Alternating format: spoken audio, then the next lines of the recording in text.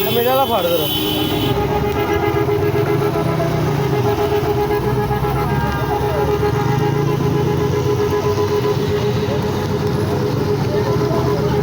cylinder ਹੋਣਾ ਹੀ ਨਹੀਂ ਚਾਹੀਦਾ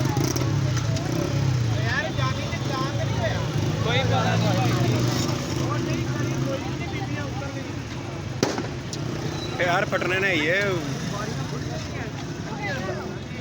ਮਾਫ ਕਰ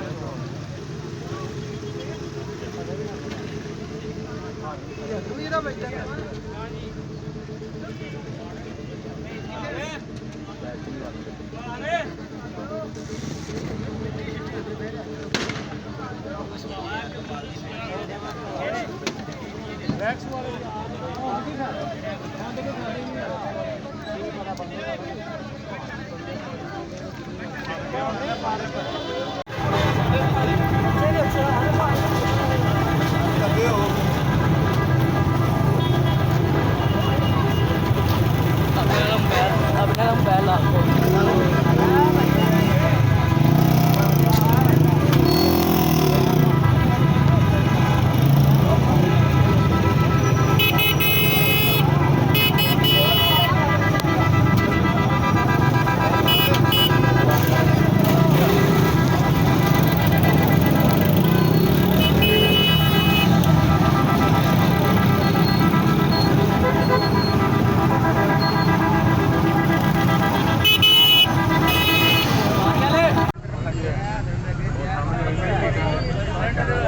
ਗੱਡੀ ਵੱਜੀ ਹੈ ਪਿੱਛੋਂ ਸਿਲੰਡਰ